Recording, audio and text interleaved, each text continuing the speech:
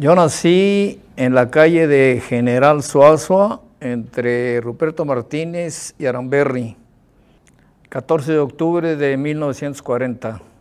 Ahora mismo cuento con 82 años, bastante bien vividos.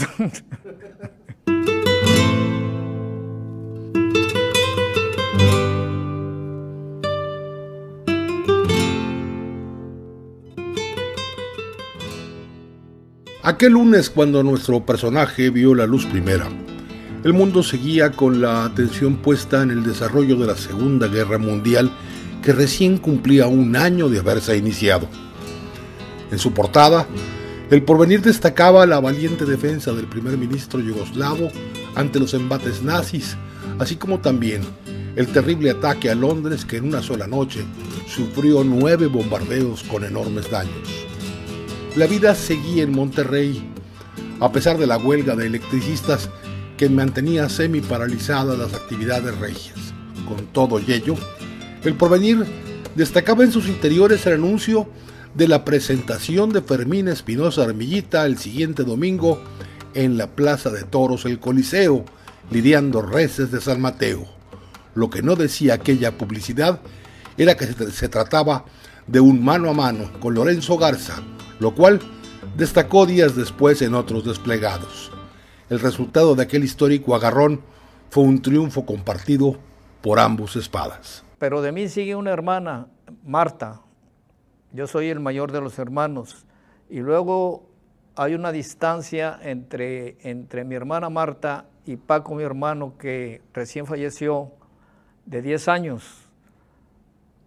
Por cuestiones familiares entre mi padre y mi madre, en fin, distanciamientos que uno no, cuando es niño, no sabes el por qué, lo desconoces.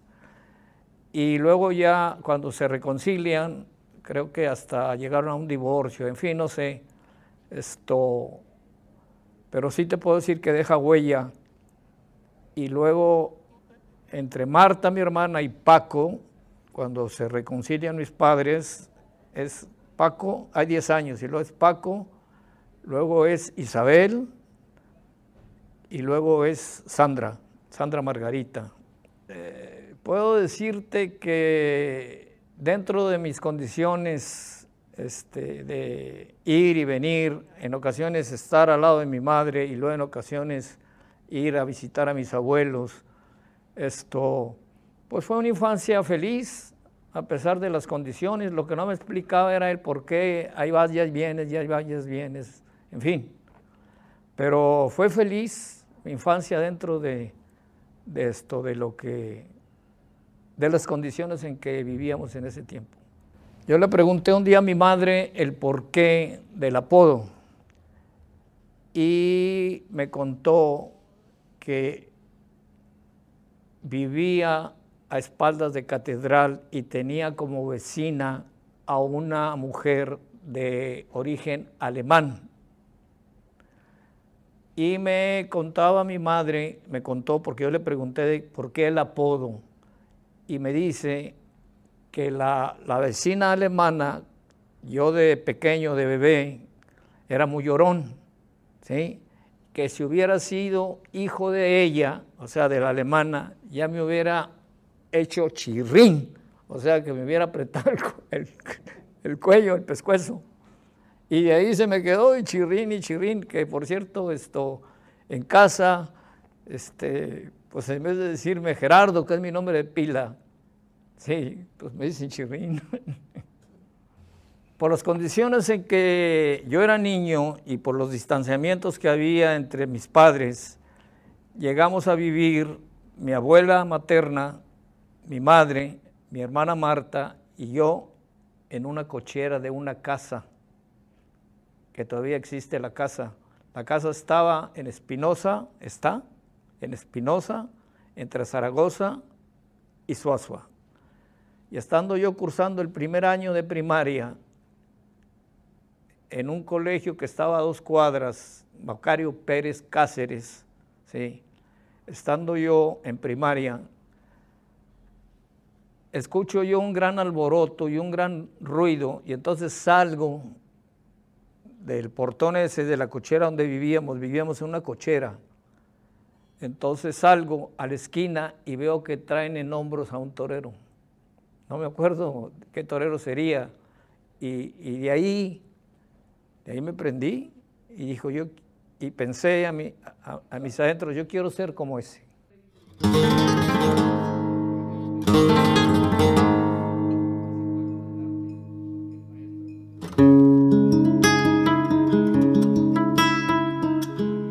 Pues mira, yo lo conocí porque éramos del mismo barrio, del barrio de Ruperto y Suazo. Y de ahí yo empezaba a ver, cuando lo conocí, hicieron un carretón para entrenar de niños y yo los miraba como, pues mira, en esa casa pues eran muy taurinos todos. Inclusive enseguida estaba una imprenta, el regidor, donde hacían los carteles de toros. Estaba el Paz Hotel y de ahí pues pasaba Pepe Lavín, que era novillero, que vivía enseguida de los años después del 50. O sea, de ahí se empezó uno a ambientar en el cuento del toro. Pero yo lo conocí de hace 60 años. Que en esa esquina de Zaragoza estaba un café El Paso. Y ahí se juntaban todos los taurinos del momento. Pero era antes del 60. A media cuadra vivía otro taurino, Marcos Garza, que era novillero.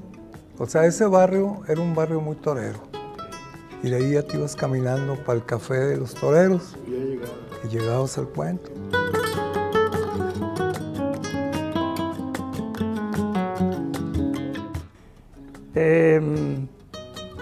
Conocí a Julio Rivera en un ambiente mágico, en un ambiente de romanticismo, de arte, y que es el de la Fiesta Brava. Y en ese tiempo había ciertos lugares que eran puntos de referencia absoluta para cultivar y alimentar aquella afición por la Fiesta Brava. Uno de ellos era la casa del maestro Arcadio Gallardo, donde nos encontramos por primera vez, después en la casa Osuna, en donde muchos de los famosos ejecutantes aprendieron del toreo, y después la propia casa de Julio se convirtió en uno de esos puntos de referencia, porque ahí se daban cita todos en el momento en que Julio había aprendido tanto que podía ya compartir de lo aprendido. Mi nombre de pila es Gerardo, pero yo cuando me hago aficionado a los toros desde pequeño, cuando tuve oportunidad de ir y ver la primera corrida, vi un torero que nunca se me olvidó. Inclusive cuando anunciaban las carteleras, yo cortaba los retratos de los toreros. Julio apareció. Y alcancé a verle torear en la Plaza de Toros Guadalupe. Y entonces, para mí en lo personal, aparte que mi padre se llamaba Julio, para mí en lo personal me sonaba más taurino, por decirlo así, en los carteles Julio Rivera que Gerardo Rivera. Y fíjate lo que es la vida, ahora hay un matador de toros, tlaxcalteca, que se llama Gerardo Rivera. El 24 de marzo de 1968 alternaron en la Monumental Monterrey Julio Rivera, Curro Rivera y se presentó Rolando Valle con toros de Javier Garfias. El Chirrín dejó ver su clase de torería, aunque se le fue vivo el novillo que le dio en sustitución del herido Rolando Valle. Aquí presentamos escenas de aquella tarde en la lente del magnífico legado que nos dejara el ingeniero José Luis Salgado y que ha recuperado el contador público José Antonio Quiroga Chapa.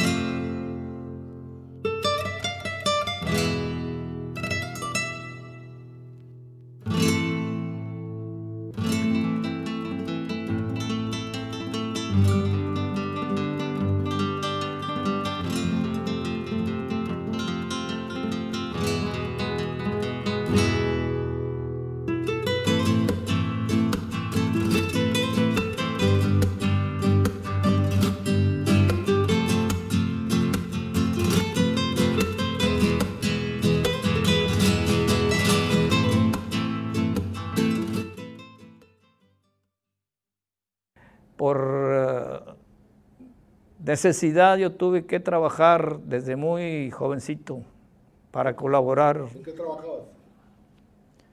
Yo llegué a bolear, a vender chicles en la Plaza de Toros Zaragoza, cuando existía la Plaza Toros Zaragoza, la Plaza Zaragoza, y luego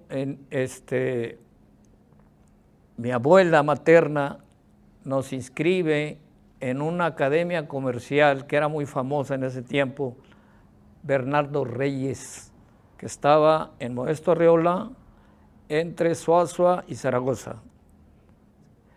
Y ahí estudiamos 2 años de taquimecanografía, taquigrafía Gregg y nociones de contabilidad y máquina, escribir a máquinas, las máquinas antiguas, ¿no? Y había un profesor, te lo voy a platicar, que nos daba nociones o demás de contabilidad, que el debe y el haber y que no sé qué. Y nos hacían evaluaciones y nos ponían como tarea un balance de supuesto, ¿no? Entonces, terminabas el balance y ya salías. Y yo para los números nunca fui bueno, y entonces a mí nunca me dio no me daba resultado el balance por 10 centavos o no sé qué. Y entonces yo me quedé al último y entonces le digo, oiga, a mí el balance no me sale. Y me voy al escritorio y le digo, a mí el balance no me sale por 10 centavos, entonces los 10 centavos los pongo yo. ¿Y qué crees? Que se le ocurre darme una cachetada. Y entonces estaba el escritorio, estaba el pizarrón y en la mesa estaba 1 metro de madera de este grueso, ¿sí? Entonces él me pega la cachetada y agarro el metro y se lo parto en la cabeza y le hice una alcancía de este tamaño.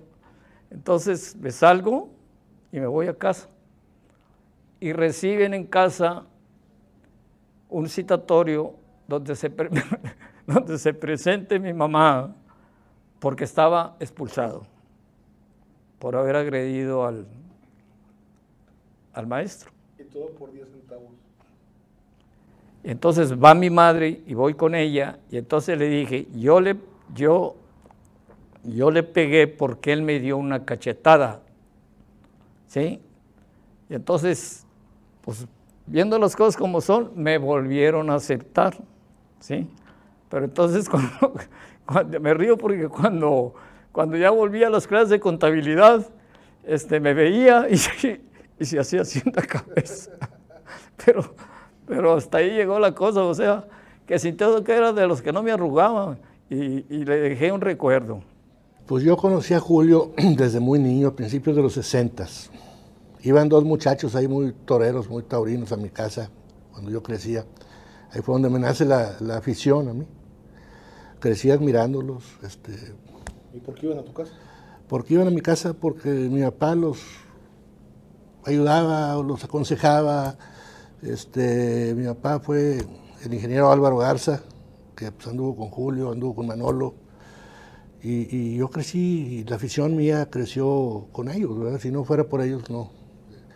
Después, yo crecí, en un momento dado quise ser torero, pues iba al Café El Paso, íbamos ahí al Cuento, a casa de Julio, ¿verdad? Su mamá nos atendía muy bien, nos recibía siempre con mucho gusto a los muchachos que íbamos allí. Incluso nos invitaba de repente a desayunar o a comer, ¿verdad? Y nos íbamos a entrenar, pues al Tanque o a la Monterrey o a San Felipe, había varios lugares donde íbamos, hay varios chavos ahí. Y a mí se me pasa eso. La afición nunca la perdí, seguí yendo a algunas ganaderías y en algunos casos acompañado a Julio. En aquellos años, ya cuando ya me podía yo mover de un lado a otro y tal y cual, todo lo que me caía en las manos, me acuerdo que había una revista de aquellos años que se llamaba Chavalillo, que lo grandioso de esa revista era que las ilustraciones de los personajes eran hechas de Pancho Flores, que fue un pintor extraordinario, taurino. Y luego había otro, Currito de Arrabal, eran unas pequeñas revistitas. O sea, todo lo que caía de toros y ya sabiendo yo leer, todo me lo leía, vaya, pues. Y ya un poquito más después, con los años, entro yo a trabajar en la compañía de agua y drenaje como office boy, de extra, porque mi padre trabajó muchos años en agua y drenaje. Cuando estaba en Matamoros, entre Doctor Cos y Diego de Montemayor, ¿sí? Entonces entro yo a los 17 años y como office boy, o sea, era el que hacía las vueltas y demás, y iba a la XT a dejar las solicitudes para hacer reparaciones y romper el pavimento. Entonces tenía yo que llevarlos a la XT. Era un edificio donde estaba la XT y arriba las oficinas de obras públicas. Entonces entregaba yo los permisos para romper el pavimento y hacer reparaciones, y me los firmaban y luego se los entregaba a la secretaria del director, que en ese tiempo el director era un señor Adrián Yáñez, creo era. Y entonces, al pasar por la XT, ¿nunca viste a ningún locutor famoso? ¿Cómo no? A Juanito Cejudo, porque ya después yo empecé a ir a los ranchos, y cuando ya empecé a frecuentar el barrio, como dice el maestro René, de Allende y Zaragoza, que le decíamos el cuento, ¿sí? Los más jóvenes en ese tiempo, ya novilleros y demás, o principiantes, eran Joel Teisel Silverio y Fernando de la Peña, que los dos llegaron a tomar la alternativa en Barcelona. Fernando de manos de Antonio Bienvenida y Joel de manos de Jaime Hostos. En fin, pero como refirió mi amigo Ernesto Legorreta, yo ya estaba más meneado, más toreado, porque Manolo Chacón me llevaba a los ranchos de ganado criollo, ganado ladino. ¿Dónde fue tu primer capotazo? En uno de los ranchos que Chacón conocía. Entonces la cuota era colaborar con algo, y Chacón le llevaba a los encargados del rancho azúcar, café, cigarrillos, en fin, y luego espiábamos en la noche al ganado que bajaba al agua, y ya cuando veíamos que ya había varias cabezas de ganado entre vacas y demás, cerrábamos la puerta, y luego en la mañana al que braviaba, que se cortaba y lo echábamos para darle capa. Cuando yo ya, por decirlo un poquito más entendido en la cuestión de los toros, de yendo a ranchos y demás, había una generación, por decirlo así, y eran toreros importantes, novilleros importantes en ese tiempo. Abraham Saucedo, que no tenía nada que ver con los familiares del matador Héctor Saucedo. Abraham Saucedo, Arturo Tamés, Américo Garza Romerita, José Lavín, Paco Alvarado, el indio de bronce. Y después de esa generación, por decirlo así, algunos fueron novilleros muy importantes, Fernando de la Peña y Joel Teisel Silverio. Sí. Y luego ya de los últimos fui yo, y luego Fernando Sepúlveda y otra generación. ¿Un torero que te haya gustado? Julio Aparicio, de los españoles. Y tuve la fortuna de ver, me llevó en ese tiempo Marcelo Acosta, que me sobreestimaba además, al maestro Lorenzo Garza. Yo tuve la oportunidad de conocerlo, pero en la semana en que le dio la alternativa a Manolo, él tenía un negocio de maquinaria pesada junto con un socio que se llamaba Alejo, y en la entrada del negocio tenía un toro de lidia de tamaño natural, allá por los Indios Verdes les llamaban.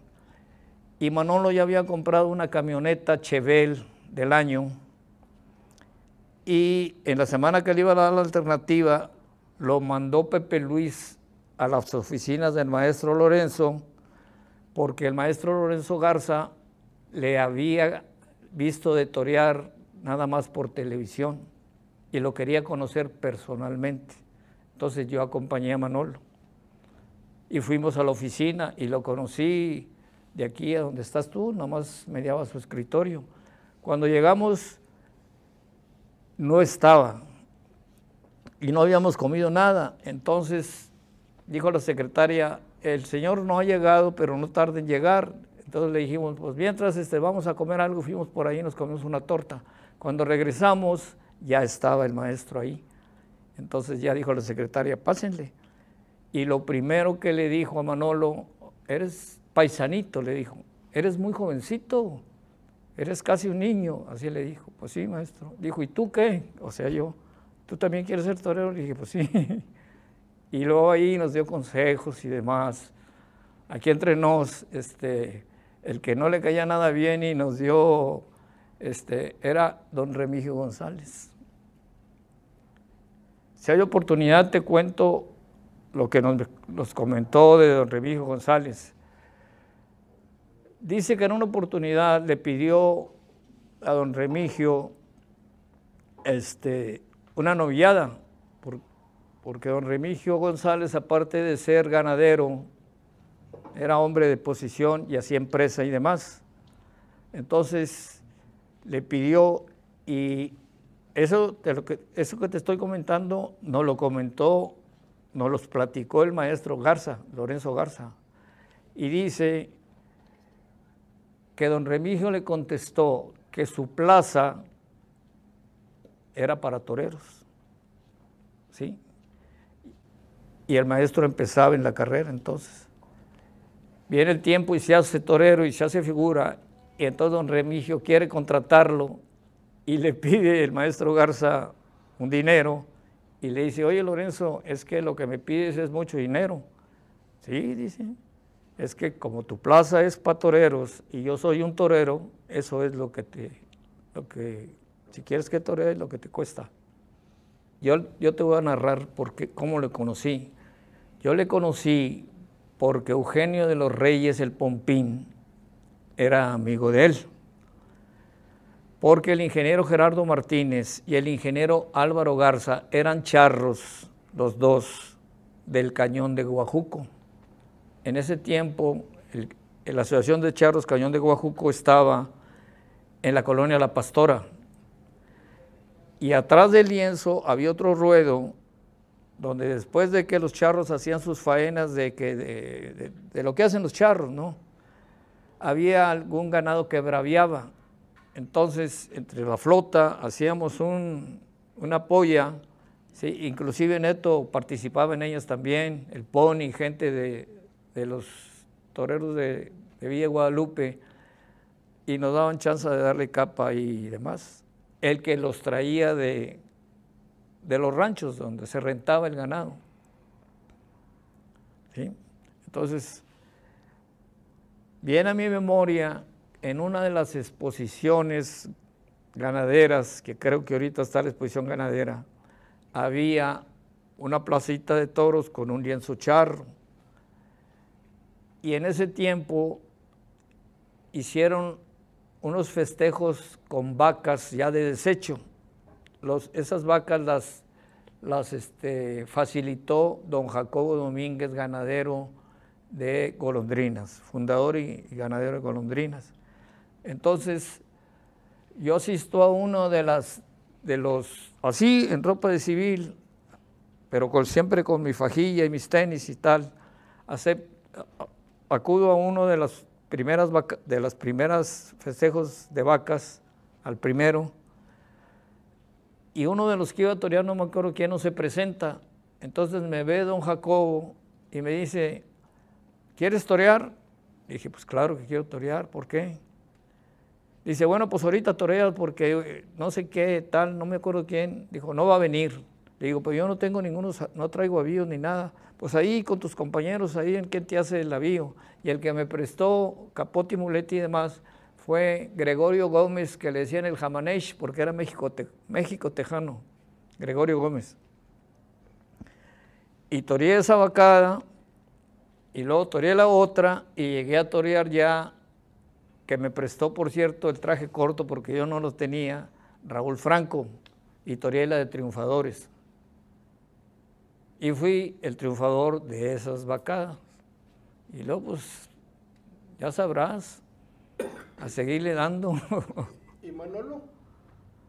A Manolo yo lo conozco porque yo llevaba gran amistad con Joel y con Fernando de la Peña. Extraordinarios amigos y extraordinarios toreros para mí. Yo entrenaba con ellos y pues de ver también se aprende, en fin. Y cuando Fernando marcha a España, sí, me da a mí un capote de brega español, pero en muy buenas condiciones. Y me dice que ese capote le pone un precio a Fernando, que lo venda y que el dinero del capote se lo lleve a su hermana Elisa, que es la madre de Gary, porque Fernando tuvo la desgracia de quedar huérfanito de padre y madre muy pequeño, y el que lo crió como segunda madre fue la señora Elisa, la mamá de Gary, ¿sí? Entonces, Eugenio de los Reyes, que le decía la raza del toro, le decía el Pompín porque tenía cierto parecido con Pompín Iglesias físicamente y tal, se entera y lleva a Manolo, que quería comprar el capote, porque el capote, ya Manolo echaba la capa con un capote ya todo, pues ya muy usado y demás y tal. Y cuando yo le digo, le muestro el capote y demás, y le doy el precio, me dice, no, pues yo no puedo pagarte eso por el capote porque no tengo... Bájamele el precio un poco. Le dije, mira, el precio no te lo puedo bajar porque el capote no es mío. El capote es un encargo que tengo y el precio que me dieron es el que tengo que llevar a la persona que me indicaron que lo llevara. Si fuera mío, pues yo te lo bajaría. Y entonces me dice, pues no te lo puedo comprar. No, le digo, pues no te lo puedo vender, en fin. ¿Y tú qué? Me dice a mí. Él me pregunta a mí, ¿y tú qué? Ya se cuenta que me picó la cresta y le dije, y yo le pregunto, ¿qué de qué? Uy. Sí.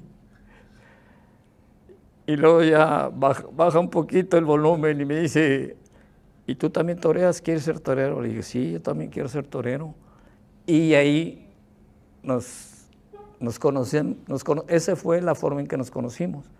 Entonces, ya con un poquito menos de alzada de la voz, me dice, pues yo quiero ser torero, pero en mi casa me ponen estas condiciones y tal y cual. No, le dije, pues esa es decisión tuya. Y se sale de su casa, ¿sí? Y me dice que se va a vivir al Hotel Palacio.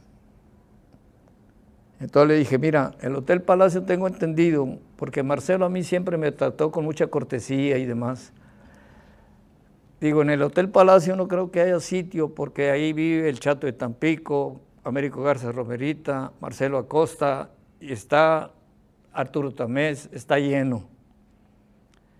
En casa le digo, déjame hablar con mi madre, yo todavía trabajaba en aguarenaje, déjame hablar con mi madre, y en casa no somos más que mi abuela, mi madre, mi hermana y yo. Y le platico yo a mi madre y me dice, sí, cómo no, no hay problema. Entonces ya se va a casa un tiempo. Y cuando estaba en casa, iba su mamá, doña Virginia, a visitarlo. Y por acá, por lo bajini, como decimos los gitanos, le dejaba una chuletita para sus gastos y demás, ¿no? Pero ya cuando, no sé en qué forma, fíjate, a mí me manda a llamar el ingeniero Gerardo y tenía tenía su oficina exactamente en un edificio mientras estaba frente al aula magna. Ese edificio era de la mamá de Enrique González. Ahora lo compró EMSA o algo así. Pero ahí eran oficinas y ahí tenía su oficina, una oficina pequeña con un escritorio, el ingeniero Gerardo Martínez. Y me manda a llamar para que yo le dé puerta a Manolo y que desista de apoyarlo. Le digo, oiga, yo no lo puedo hacer, le digo, porque la casa no es mía, en la casa la que manda es mi madre. Entonces, no, hombre, usted no le haga, como decimos en el norte, no le haga testera, en fin. No. Y esa fue la contestación que le di y me salí igual. En fin, no sé, pero yo creo que llegó a un acuerdo y ya le dieron permiso con ciertas condiciones. Le han de haber dicho, yo creo que, porque el papá era una línea de recto y de disciplina, ¿sí? Don Manuel. Pero doña Virginia, ¿cómo que? Pues fue el que le leyó la cartilla, que le dijo, si usted quiere ser torero, ahí está la puerta y se va así como anda. Y, pues, así como se agarró y cayó, y fue lo que te estoy platicando. Entonces de ahí, pues ya hicimos amistad y pues empezamos a entrenar juntos y demás, y el concepto que yo tenía de lo que es el toreo y demás, y lo que había aprendido, como dijo el compañero y amigo Ernesto Legorreta, yo ya estaba más meneado, y yo soy mayor en edad de Manolo, 5 años, casi 6 años, pero ya estaba más meneado, vaya. Más avanzado. Pero siempre desde que nos conocimos y emigramos a México, nunca entrenó con nadie más que conmigo, nada más. En ese tiempo había una escuela que el director de la escuela era el muletero Garra, Heriberto García Espejel, el matador, y era el que daba el sí y el que daba el no para los novilleros que participaban en las novilladas de la Aurora. Y una vez lo fuimos a visitar, él tenía un restaurante que se llamaba Mocambo, ¿sí? El matador. Y ya lo habíamos conocido porque él y su hijo, Heriberto, que se hizo matador de toros, fue pareja con Joselito Huerta y tenía otro hijo, Rodolfo. Él venía cada vez que se tentaba en Eliezer Gómez, ¿sí? Y ahí venía con él, fíjate, lo acompañaba los Campos, los hijos, Delfino Campos, hijo de Campitos, picador de toros, Delfino Campos y el hermano. Y ahora ya los hijos andan toreando, Leonardo. Los Campos, papá de Gustavo Campos y de Curro Campos, Delfino y, ¿cómo se llama? Y Leonardo. Ellos venían con el matador Heriberto García Espejel y se hospedaban en ese tiempo en el único hotel que había en Cadereyta, que era el Hotel Tamés. Arriba estaba el hotel y abajo era la cafetería. Y los que llegábamos a la tienda, pues éramos de la barda de paracaidistas. Pues yo diría que si no todo, casi todo, porque al principio el ABC se empieza a conocer de parte de una persona que toreaba, ubicándonos en esa época, que toreaban los dos. Entonces Julio le sirvió de modelo, de molde a Manolo, porque él ya toreaba a Julio, ya empezaba también, pero ya estaba más toreadito. Y pues siempre queda la influencia del maestro como de los cantantes. Si a un cantante lo enseña un figurón, a una persona que quiere ser cantante le enseña un figurón a cantar, pues tiene que tener cierta influencia también de él. Entonces digo que Manolo sí, si no diría le aprendió todo a Julio, sí estuvo muy influenciado por lo que los conocimientos que él le daba. Siempre fuimos amigos, hombre. Y a mí siempre me trató. Haz de cuenta que yo vivía como figura el toreo sin serlo. porque a donde él iba yo. Lo que él comía. Porque él me jalaba, en ocasiones. Lo que él comía. Nunca, claro, en la mesa y de lo mejor. Siempre tú, hacia mí, más que amigo, yo creo me veía como un hermano, no sé. O posiblemente uno de los más grandes y famosos toreros de los últimos tiempos tuvo por compañía a Julio Rivera. Sí, no podemos olvidar que en el inicio de cualquier carrera, una de las cosas que son influyentes es la imitación, es lo que tiene en cercanía, de lo que se nutre. Y Julio ha sido precisamente un nutridor, un aportador de arte. Por otro lado, en ese momento que él inicia a compartir esto, también yo estaba en otro terreno, en la línea artística, y así fuimos llevando en colleras a un matador que se hizo muy famoso. Años más tarde viene otro famoso interesado en la escuela que hemos creado para el toreo, y es Julio Rivera también quien nos acompaña, y quien también, habiendo sido este toreo famoso, le comparte algunos conocimientos que él no tenía. Manolo me ofrece la alternativa, pero yo le contesté honestamente que yo no quería tomar una alternativa impuesta.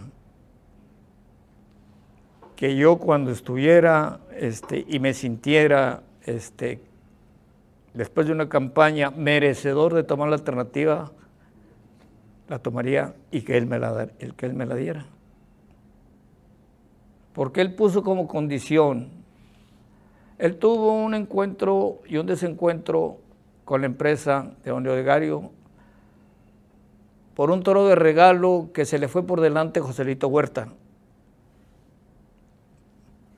Y entonces iban y le buscaban y se negaba a torear, y se negaba a torear, y se negaba a torear. Diles que no estoy, y diles que no estoy.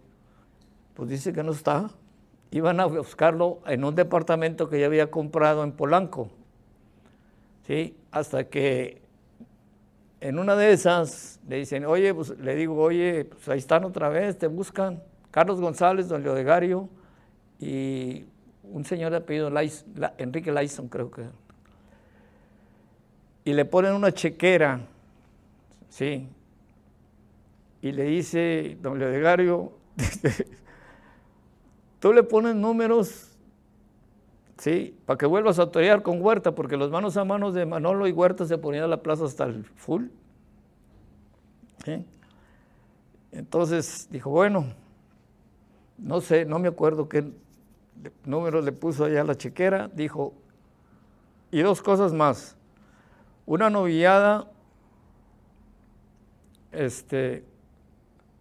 no me acuerdo si fue una, no, dos novilladas que tiene mi hermano Gerardo Martínez, ¿sí? Las torea Julio Rivera, y aparte de las dos novilladas, la alternativa de Julio Rivera y de Roberto Ortiz, el fotógrafo. Aceptado, aceptado. Y volvió a torear otra vez. Cuando yo me presento en México con una novillada del maestro Armilla, anteriormente iban, cuando yo toreé en México, le habían hecho gran ambiente a Curro Rivera, Currito Rivera le decían en ese. Entonces, pues que eran muchos Rivera y tal y cual, y el apellido Romero, por Curro Romero, siempre le dije, pues pónganme como quieran. Entonces, en vez de ponerme Rivera, me pusieron Julio Romero. Pero a mí me valió que me pusieran como me pusieran, me hubieran puesto, lo que era torear. Aquel 7 de julio de 1968, el Chirrín se presentó en la Plaza de Toros Monumental México y le correspondieron dos novillos difíciles del maestro Armillita, resultando herido al torear de muleta a su segundo, según las crónicas de El Porvenir y también El Informador de Guadalajara.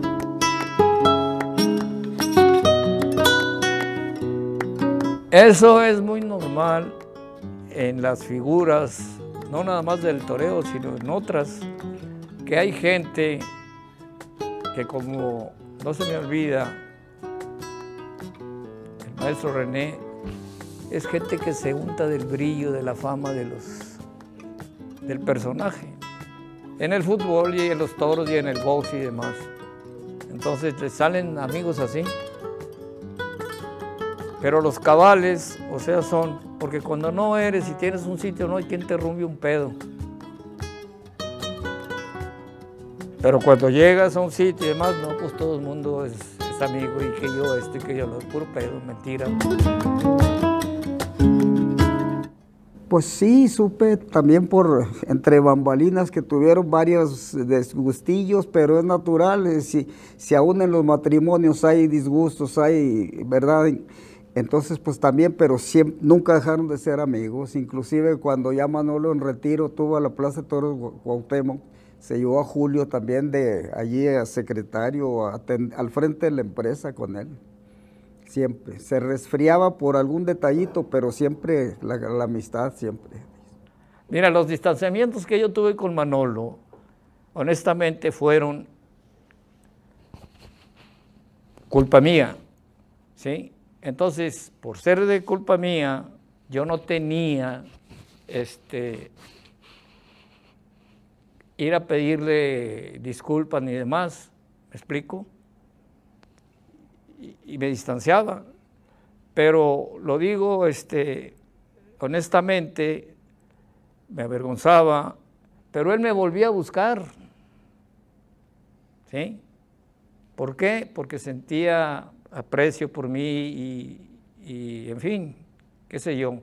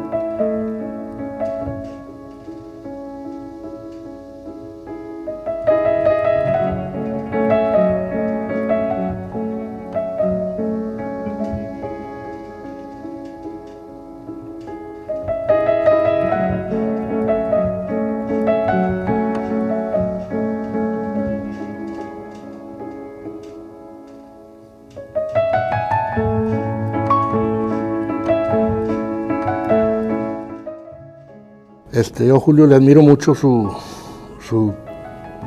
lo que sabe de toros, su tauromaquia. Es un gran vedor de vacas en las ganaderías. Los ganaderos que yo conocí donde Julio estaba en las tientas, pues la última palabra la tenía Julio. Él les daba el visto bueno a muchas vacas y un gran tentador, un gran picador, un gran amigo, un gran torero. Julio, pues lo conozco de toda la vida, lo vi en sus tardes importantes aquí en Monterrey, y pues le tengo mucho afecto, mucha admiración, ¿verdad? Bueno, siempre se oía hablar en la raza, con el cuento del toro, la raza del toro, pues, quién era Chirribia, quién era Julio Rivera. Pero ya al tratarlo personalmente, pues te das cuenta que es un ícono de la fiesta, es una persona que conoce de encastes, que conoce, lo buscan ganaderos, lo mandan a saludar toreros, lo mandan a saludar de España, gente del medio importante, y con eso te das cuenta, pues, lo grande, los conocimientos que tiene Julio Rivera. No solamente a nivel nacional, sino internacional. A mí me consta que lo mandaba a saludar el señor Corbacho, Enrique Corbacho, de España. Le trajo saludos ahí con Gonzalo Zambrano y con el señor Bremer, el de Balué. Salúdenme, por favor, mucho Julio. Ese nivel de amistades es las que tiene Julio, no solamente aquí a nivel nacional. Aquí lo mandan a saludar a Alejandro Silvetti en Zacatecas, salúdame mucho Julio, ¿verdad? Y lo mandan a saludar de España, como te digo, este señor que fue apoderado de José Tomás y después lo trajeron aquí a Talavante. Y ahí te das cuenta tú el nivel del conocimiento, no solamente torero con arte, no, sino conocimiento de encastes, conocimiento de todo lo que se refiere al toro. Ese es el concepto que tengo yo de Julio Rivera. Pues ese es como cuando te sale un toro que tienes que resolver y complicar y rematarle la oreja, es lo mismo. De alguna manera lo resuelves. Lo único que no tiene resolución en la vida es la muerte. Todo lo demás se puede arreglar, de una manera o de otra. Bueno, tú sabes, puedes tener mucho arte, puedes tener todo, a veces no se llega, pues ¿por qué? Pues porque te gana la bohemia por X, no llegas. Pero Julio, pudo haber sido un torero muy importante, ¿verdad? Muy importante. Las razones, pues, no te las podría yo mencionar, ¿verdad? Pero pues ahí está la historia de él, todo el mundo la conocemos. Sin embargo, aquí lo tienes contento, sin ninguna amargura ni nada, apoyando siempre y aconsejando. Y ahorita, de hecho, ayudando ahí de cambiador de suertes o lo que sea en el biombo, con Neto. Siempre en la fiesta. Pues para mí he vivido de todo, pero estoy agradecido de lo que te acabo de comentar, de tener los amigos que tengo, el concepto que tienen de mi persona y de llegar a la edad que tengo. Todavía no se me van las cabras, como se dice vulgarmente. Todavía me valgo por mí mismo y tengo el hábito de la lectura y tengo conocimientos profundos, por decirlo, del manejo del ganado bravo y del ganado de abasto. El toro se convirtió en tu pasión. Sí, y el campo a mí me viene al dedillo. Yo sería feliz en el campo, obviamente en una ganadería. La fiesta no es de ahora, la fiesta ha pasado por situaciones difíciles desde el siglo XVIII. Hubo papas, que yo no creo en los papas, que prohibieron la fiesta de los toros desde el siglo XVIII. Ya ha pasado por baches, ya ha pasado por situaciones casi a punto de desaparecer, pero ha vuelto a resurgir, ¿sí? Yo tengo fe, a lo mejor no lo voy a ver, en fin, no sé, que vuelva otra vez. Y te vuelvo a repetir lo que el mercadotecnia se me grabó: moda es la faceta que renova, innova y cambia los valores existentes. Si se volviera atrás, por ejemplo, a poner en las vidrieras de los negocios que se hacía, el cartel del domingo, que se permitiera ver a los toros, los toros en el reglamento tienen que estar cuando mínimo 72 horas, 3 días antes de lidiarse, y permitir a la gente que vaya a ver la corrida, otra vez fijar los carteles, las cartulinas, en fin, o sea, volver otra vez al chemis, como volvieron las mujeres a vestir el chemis era de los años 20 o no sé qué rollo, y volvió a imponerse como moda. Por eso, si analizamos la frase de que es la faceta que innova y cambia los valores existentes, ¿sí? Ahorita, antes toreaba un torero o un novillero, triunfabas y estabas puesto para el siguiente domingo, repetías. Ahora no, ahora ya se hacen los carteles anticipados. Corte las orejas y no vuelves a torear hasta dentro de 3 meses o 4, pues entonces, ¿qué? Continuidad.